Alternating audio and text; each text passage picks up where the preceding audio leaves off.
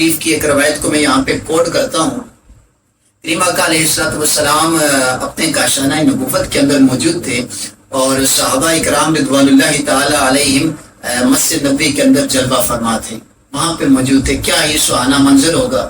اور حضور علیہ السلام کی دید کے لیے حضور کے انتظار میں بیٹھے تھے کہ کب چہرہ بدوہا کی ہمیں زیارت ہو جائے گی، ہماری عید ہو جائے گی. تو اتنے میں حضور کا شانہ نبوت سے نکلے. حجرہ عائشہ کا پردہ سرکا. کریم آقا علیہ السلام جب تشریف لائے تو صحابہ اکرام رضوان اللہ تعالی علیہم اجمعین جھوم اٹھے، ہر طرف خوشبو ہی خوشبو پھیل گئی. جب صحابہ وہاں پہ بیٹھے تھے تو آپس میں گفتگو کر رہے تھے، آپس میں کلام کر رہے تھے. حضور علیہ السلام کے قریب آئے اور قریب پہنچ کر رحمت دو عالم صلی اللہ تعالی علیہ وسلم نے پوچھا، اے میرے غلاموں، اے میرے دین کے متوالو، اے میرے لائے ہوئے دین کے ستونوں کو تھامنے والو، اے میرے وفا شارو جانشارو، بتاؤ ما اجلسکم، تم کس کی محبت میں یہاں بیٹھے ہو، تمہیں کس چیز نے یہاں پر بٹھائے رکھا ہے.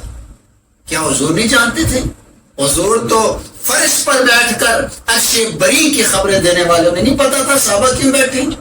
دراصل حضور کا پوچھنا اس کے اندر حکمت اور راز یہ تھا کہ تاکہ جو جواب صحابہ کا ہو وہ جواب 1400 سال بعد آنے والے میری امتیوں کے لیے دلیل بن جائے، امتیوں کے لیے دلیل بن جائے. اس لیے حضور نے پوچھا.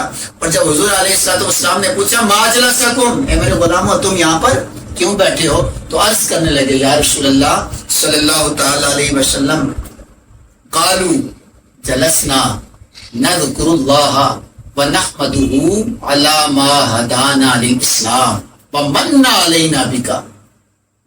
یا رسول اللہ صلی اللہ علیہ وسلم، اے مدینے کے سلطان، ہم اس لیے یہاں پر بیٹھے ہیں. دیکھیے اب وہاں پہ جو صحابہ بیٹھے تھے وہ مسائل زکوٰۃ کو نہیں بیان کر رہے تھے، وہ مسائل نماز پہ گفتگو نہیں کر رہے تھے، وہ مسائل صدقات اور خیرات یا جہاد کی کسی عنوان پہ گفتگو نہیں کر رہے تھے. اب صحابہ جواب کیا دیتے ہیں؟ قالوا جلسنا نذکر اللہ ونحمده علی ما ہدانا للاسلام ومن علینا بک.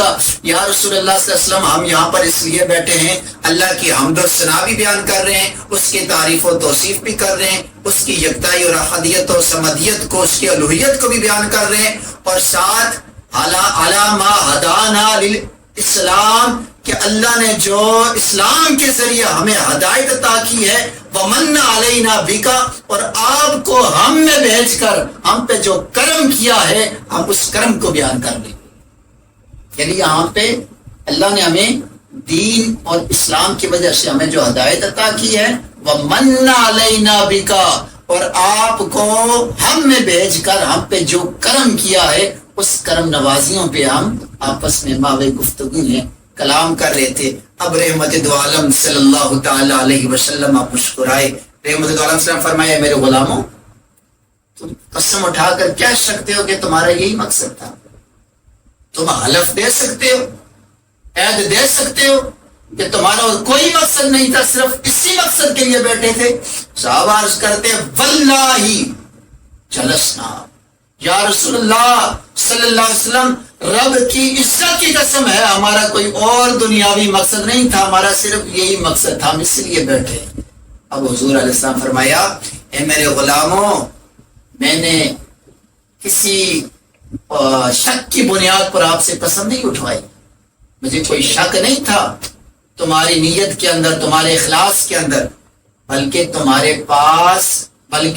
تمہارے لیے میرے پاس اللہ کا انعام تھا. جو میں تمہیں دینا چاہ رہا تھا وہ یہ تھا کہ تم مسجد نبوی میں بیٹھے تھے، میں کاشانہ نبوت میں تھا، رب نے عرش اعظم کے مالک نے تمہیں بھی دیکھا، مجھے بھی دیکھا، اور اتنی ادا پسند آئی، رب نے جبریل امین کو بھیج دیا، جبریل امین کو بھیجا اور بھیج کے فرمایا، یا رسول اللہ اپنے غلاموں کو یہ خبر اور یہ نوید سنا دیجئے کہ تم فرش پہ بیٹھ کر میرے حبیب کا ذکر کر رہے ہو، حضور کی آمد کا تذکرہ کر رہے ہو، عرشوں کا مالک عرشوں پہ بیٹھ کر ملائکہ کی مجلس کے اندر تمہاری صدا پر فخر اور ناز کر رہا ہے.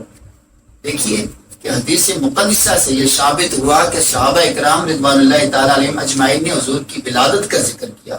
محفل میلاد میں ہوتا کیا ہے؟ سب سے پہلے ہوتی ہے تلاوت قرآن کی، پھر ہوتی ہے ثنا خوانی، پھر ہوتا ہے تذکرہ حضور کے خصائص کو بیان کیا جاتا ہے، حضور کے کمالات کو بیان کیا جاتا ہے، حضور کے معجزات کو بیان کیا جاتا ہے، حضور کے پسینے اور مدینے کی باتیں کی جاتی ہیں، حضور کے تبسم کا تذکرہ ہوتا ہے، تکلم کا تذکرہ ہوتا ہے، آل کی بات ہوتی ہے، اصحاب کی بات ہوتی ہے۔ اسی مجلس کو تو ہم محفل میلاد